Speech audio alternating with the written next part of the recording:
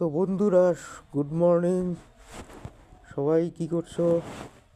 তো এখন আমি তোমাদের সামনে প্রাণায়াম করে দেখাবো যে প্রাণায়াম করে কিভাবে নিজের মাইন্ডকে আপনি কন্ট্রোল করতে পারবেন। চলুন শুরু করা যাক। প্রথমে কপালভাতি প্রাণায়াম থেকে শুরু করব। প্রথমে ডান হাত নেবেন এরকমভাবে, এখন এইভাবে ধরবেন, বাঁ নাক দিয়ে শ্বাস নেবেন, ডান নাক দিয়ে এভাবে শ্বাস ছাড়বেন, আবার এই নাক দিয়ে শ্বাস নেবেন, আবার এই নাক দিয়ে শ্বাস ছাড়বেন। তো চলুন দেখুন আমি কিভাবে করছি।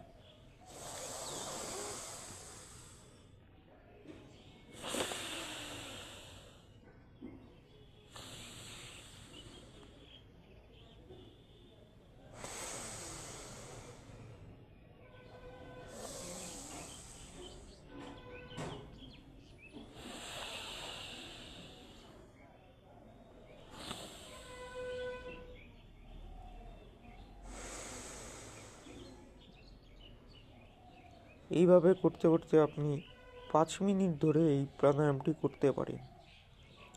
তো দেখুন।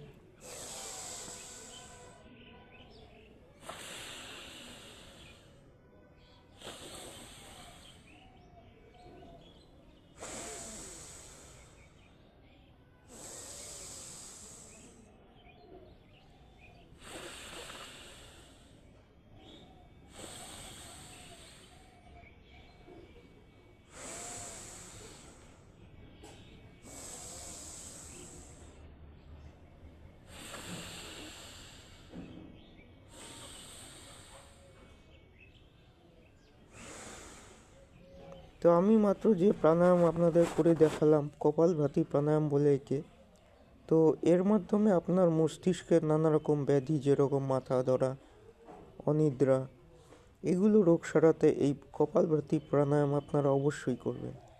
তারপরে আরেকটি প্রাণায়াম আছে যেটা পেটের পক্ষে এবং ফুসফুসকে পরিষ্কার করে। সেই প্রাণায়ামটির নাম হলো অনুলোম বিলোম। প্রথমে যেটা কপালভাতি দেখালাম ঠিক সেরকমই। তো এটা করতে হলে আপনাকে পদ্মাসনে বসতে হবে।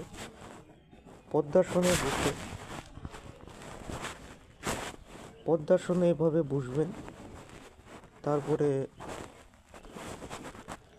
এভাবে শ্বাস নেবেন, মেরুদণ্ডটাকে, পিঠটাকে সোজা করে নেবেন, এরপরে এইভাবে চোখ বন্ধ করে এভাবে শ্বাস নেবেন,